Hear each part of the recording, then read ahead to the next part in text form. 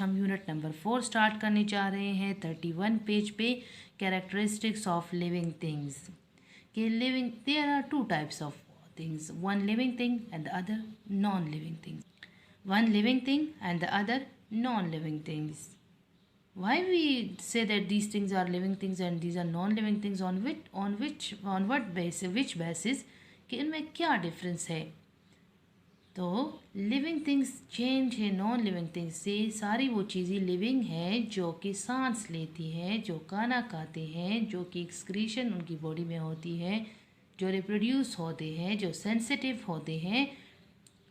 तो इन सब के बारे में हम पढ़ेंगे। तो ये सारे हैं characteristics of living things. Characteristics mean खसूसियात, के जानदार चीज़ों की जो खसूसियात हैं। उनमें क्या खसूसियात है? That living things can breathe, living things can excrete, living things can grow, living things need food, living things have sensitivity, living things can reproduce and living things can move. तो जब ये 7 कैरेक्टरिस्टिक्स है living things की, जो living things को non living things से change करते, उनको डिफरेंट बनाती है नॉन लिविंग थिंग्स से। तो इस यूनिट में हम इन कैरेक्टरिस्टिक्स के बारे में पढ़ेंगे, लिविंग थिंग्स के बारे में पढ़ेंगे कि रिकॉल में आप लोग देखें कि लिविंग थिंग्स की जो कैरेक्टरिस्टिक है हर एक को पढ़ेंगे। तो लिविंग थिंग्स जो है ये किस चीज़ से बने हैं? ये सेल से बने होते हैं। सेल के बारे में डिटेल में पढ़ेंगे। रिकॉल की तरफ आप लोग देखें, all living things breathe, feel, grow, move, eat and reproduce. मैंने आप लोग को बता दिया कि जो लिविंग थिंग्स की कैरेक्टरिस्टिक्स है कि तमाम जानदार चीज़ें सांस लेते हैं, उनको महसूस होता है, मीन कि वो सेंसिटिव है, उनको गर्मी सर्दी लगती है, उनको हर एक चेंज के बारे में फील होता है। ग्रो वो बढ़ते हैं, मूव वो एक जगह से दूसरी जगह हरकत कर सकते हैं, मूव कर सकते हैं। दे मूव इन वो search of food, water, shelter, वो अपने लिए खाने की तलाश में, पानी के लिए, शेल्टर के लिए एक जगह से दूसरी जगह मूव करते हैं। And this process is called locomotion. Eat खाना खाते हैं, हमें पता है कि हमारे लिए फूड बहुत ज़्यादा ज़रूरी है क्योंकि ये हमें एनर्जी देता है और हमारे डिफरेंट ऑर्गन्स को एनर्जी की बहुत ज़्यादा ज़रूरत होती है ताकि हम एनर्जेटिक हो सके और अपनी एक्टिविटीज़ कर सके। एंड रिप्रोड्यूस, और ये रिप्रोड्यूस होते हैं, इनकी नस्ल बढ़ती है। Reproduction is a process in which living things make their offspring make copies of them selves. मतलब इनकी नस्ल बढ़ती है, इनके बच्चे पैदा होते हैं। तो ये सारे कैरेक्टरिस्टिक्स है लिविंग थिंग्स के। अब टेबल को आप लोग ले लीजिए, टेबल लिविंग थिंग है या नॉन लिविंग थिंग?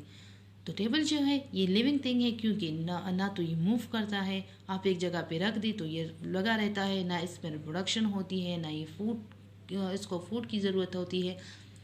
और लिविंग थिंग्स जो है, आप किसी एनिमल को देखिए, हम अपने आप को देखिए, तो इन हम में ये सारे कैरेक्टरिस्टिक्स पाए जाते हैं। Living things need air, water, minerals, light and warm. तमाम जानदार चीज़ों को हवा की ज़रूरत होती है क्योंकि वो सांस लेते हैं, उनमें हवा में ऑक्सीजन होता है और ज़िंदा रहने के लिए हमें ऑक्सीजन बहुत ज़्यादा हमारे लिए ज़रूरी है। सो लिविंग थिंग्स नीड एयर, हमें हवा की ज़रूरत है, पानी की ज़रूरत है क्योंकि हमारे डिफरेंट ऑर्गन्स जो काम करते हैं तो उनको ज़्यादा से ज़्यादा पानी की ज़रूरत होती है। मिनरल्स जो नमकियात है, जो खुराक है, हमें खुराक की ज़रूरत होती है। लिविंग थिंग्स को रोशनी की ज़रूरत होती है और गर्माइश की ज़रूरत होती है। Animals and plants depend on each other. We must take care of plants and animals to keep a proper balance. तमाम जो जानवर हैं, तमाम पौधे हैं, because we know that plants are also living things. तो जो प्लांट्स है, एनिमल्स है, वो एक दूसरे पे डिपेंड है, उनका एक दूसरे पे वो इन्हिसार करते हैं। We must take care of plants and animals to keep a proper balance. हमें प्लांट्स को और एनिमल्स का बहुत ज़्यादा ख्याल रखना चाहिए कि हम इनमें से तवाज़ुन रख सके, बरकरार रख सके।